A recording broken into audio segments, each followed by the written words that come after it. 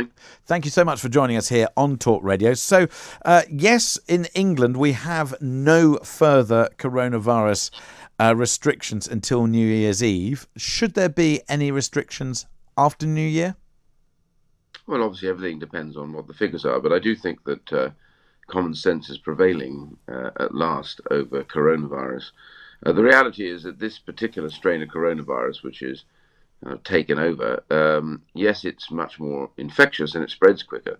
But at the same time, we know now from the data that it's anything from 50 to 70% less potent. And that's critical because two things then are the critical issues. One is the level of hospitalizations, and the second one is, of course, death. And what you'll see from this is the forecasts that were made, huge forecasts of massive rises in hospitalization, are simply not coming through. And that's because it is a much milder form of coronavirus, and therefore people are getting it and they're not having to go to hospital. Some go to hospital, but also we don't know the data, which we've been asking for from the NHS, as to how many people went to hospital with other conditions, but then ended up with coronavirus in hospital, and then they are down in the coronavirus stats for having been in hospital, but they may not have needed to go to hospital on just the coronavirus. So there are lots of things we need to know even more of, but genuinely, I think that there was no need to tighten up any further.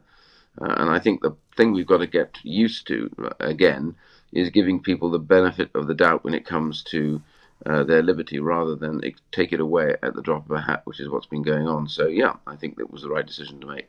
So what would you say to Mark Drakeford and to Nicola Sturgeon? Should they reverse, for example, the restrictions they've brought in both Wales and Scotland? Well, I was quite surprised by the severity of what they brought in, particularly in Wales, and to a lesser extent in Scotland. But that's, of course, a matter for them because under the health regulations, these are devolved administration decisions. But I don't see any evidence in either country that necessitated the level of stringency that they brought in.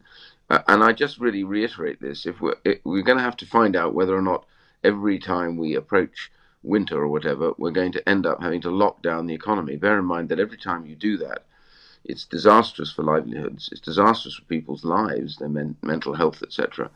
And it causes real problems with some people being forced into isolation for long periods of time. And these things all have to be put into the balance. We aren't just concerned about one issue. You know, there's lots of other issues that affect our lives, and people have to make decisions. And I've looked around over the last week or so, and I have noticed that most people have been sensible about what they've been doing. You know, they're not gathering in vast quantities where they don't have to, and at the same time they're behaving well, and where they have to, they're wearing masks. You have to trust people to some greater or lesser degree to do the right thing. I mean, I do wish more those people who seem to be opposed to the vaccine would take more vaccines. It's very difficult to chase them on that one, but you know, we have got more and more people on the third dose now, a vast amount, way more than half, approaching 3/4, and that helps hugely improve the immunity of the public. So there is a very good, strong sense of hope that we will get through this without massive restrictions again. They were disastrous the last time we did them. Some of your colleagues have been talking that we need to prepare for a fourth and the fifth dose. When does this end? I don't know about the ramifications of that. I see that not New Zealand. I see that Israel has brought in a fourth dose. Mind you, they did do their third doses much earlier than us. So for this period, we're okay, I would think. But they'll have to look at that as whether or not it's a natural. After all, every year we do bring in flu vaccinations for, at the moment, for those who are most vulnerable. But I do think there may have to be some kind of annual dose until it subsides a bit. But that's a matter for the future. Right now, I think we've made the right decisions. The government's made the right decisions about getting the third dose. And I think we're in a better state. And I think most people are sensible about it. Yes, of course, you're going to get idiots who don't do the right thing, but the vast majority are being protected and therefore unlikely to spread it. And by the way, the hospital stays are also much shorter than they would have been under Delta. So you talk about idiots who don't do the right thing. Who are they? Well, my personal view is you should take the vaccine unless you have some medical reason not to. It's good for you and it's good for those who are in the wider public. I don't buy any of the the nonsense about vaccines doing this, that, or the other thing to you. Everything you ever do in a medical procedure always has risks. You know, you go into the operating theatre, there's a significant risk. If you take treatments and pills, I mean, look at penicillin. Penicillin's been one of the great discoveries of the world. It changed our ability to get through our lives without dying of basic infections.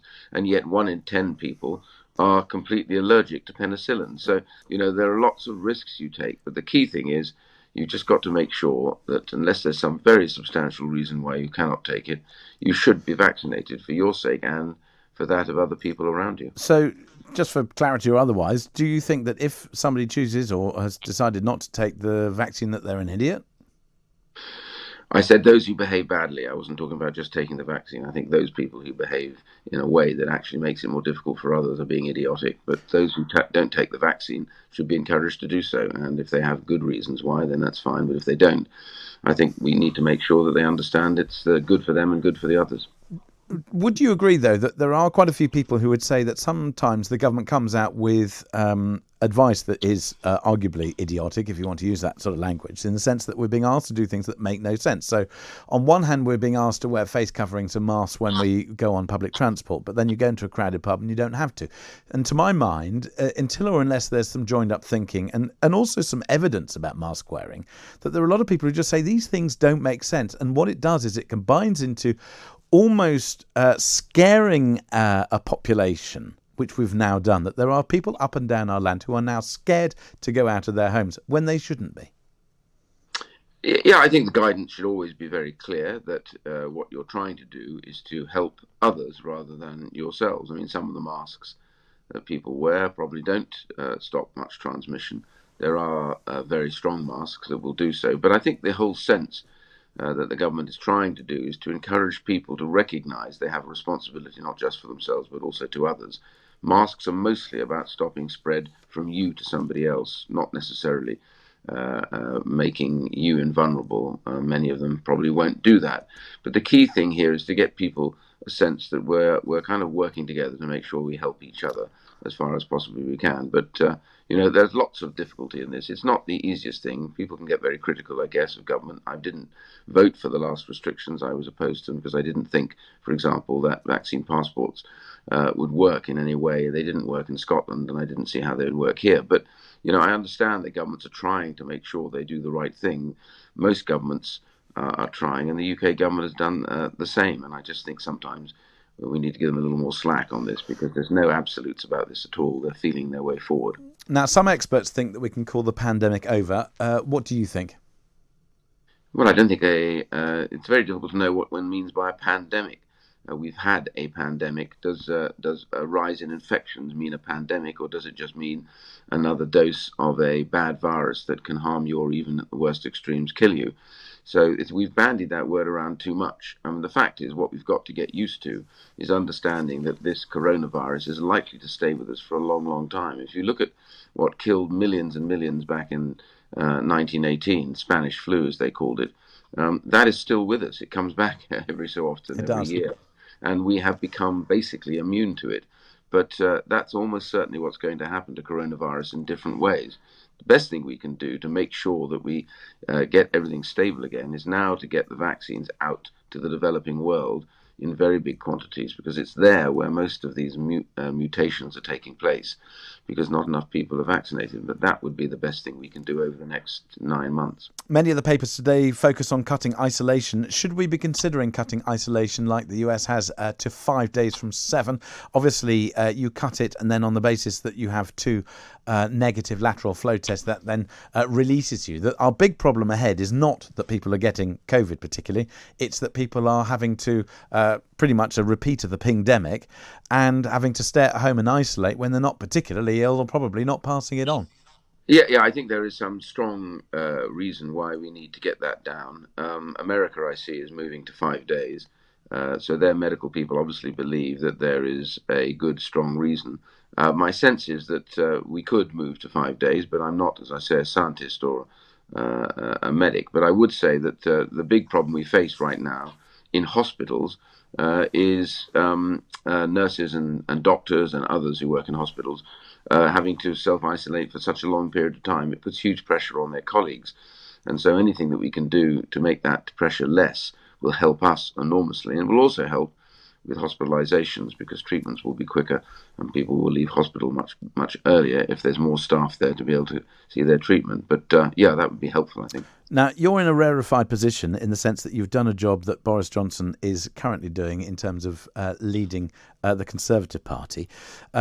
If you could give Boris some advice on how to deal with the fact that he's behind in the polls, what would it be? Well, make sure, by the way, I wasn't Prime Minister. I was Leader of the Opposition. I know, Leader of the Opposition, but you were Leader of the Conservative Party. Is I think, considerably worse in many senses, because you have none of the levers of power, but all of the focus of the media. But as Prime Minister, I think the key thing is to make sure as we go into the new year that the government runs as smoothly as possible, that people know what their clear jobs and aims are, that we know what the targets are for things of our priorities like levelling up, making sure that those areas that have had the worst deal over the last few decades now get better investment and better support and help, and have a series of programs that can be delivered on and that can become very publicly delivered on.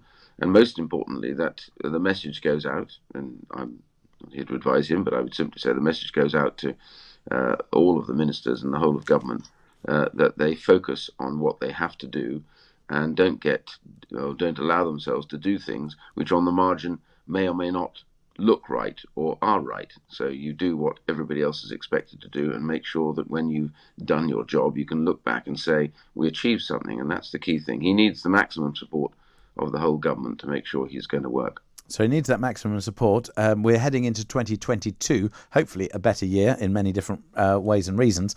That being said, do you think he'll still be leader, and do you think he'll still be Prime Minister this time next year? Well, as far as I'm concerned, he's Prime Minister now, and he deserves to continue on and go to the next election. But I have to say that it's right that he needs to make sure the things that they have achieved, massive house building programs going on, and a huge amount that's been going on with regards to achieving net zero and leading at COP22 and various other COP26 and various other issues. And they need to make sure public understands what they're achieving. But as we've seen during the course of the COVID thing, we just make sure that government behaves exactly in a proper and reasonable manner, and doesn't impose restrictions on people that they think they can understand and do themselves. But I think his instincts are all right. I think the Prime Minister has been leading through, we get this absolutely right. COVID, this period of the last 2 years, has been the toughest job that any Prime Minister has had to do since the Second World War. It has been unbelievable what this government's had to go through. Yes, some things may have gone wrong, but for the most part, I think things have gone right in regards to what they're doing. We are. But why are they not leading? But sorry, Cyril, why are they not leading by example? Surely somebody with any scintilla of common sense would have said, if you bring in a rule, just stick by it. And yet time and time and time again, they chose not to do it. Every single one of the government's problems, pretty much, has been as a result of an own goal. That is pathetic leadership, isn't it? No, because government is a huge organisation, and many of these things, of course, are also including civil servants who are not politicians. So my simple answer to all of this, of course, you're right. Whatever the government brings in, this is why I'm never that great on bringing in great sweeping powers and new regulations, because you don't see the unintended consequences of these, and I think that's where the problem arises. Children not going to school, the poorest children in society ending up more than 2 years behind their peer group in all probability. So you suddenly begin to realise that you've got to be careful about, when you target one issue, what you do on the margins of it. And so my sense of this is, look, the Prime Minister has had the toughest time any Prime Minister could have. There is no way on earth that anybody else has faced this kind of thing. And it's difficult. But at the same time, the public expects certain things, and the public is right to expect those. If you ask them to do things, you must do them yourselves. So as we move forward, tidying up those things on the margins that are causing the strong stories to go in the wrong direction, and focusing absolutely critically and in a disciplined way on what we're trying to achieve and what we got elected on, is absolutely critical. And if we do that, I'm sure things will move back in the right direction. But as far as I'm concerned, the Prime Minister was elected at the last election to lead this government and the country, and we need to make sure we give them every chance of doing it properly. Well, thank you very much indeed for joining us this morning, and wishing you and yours a very happy New Year.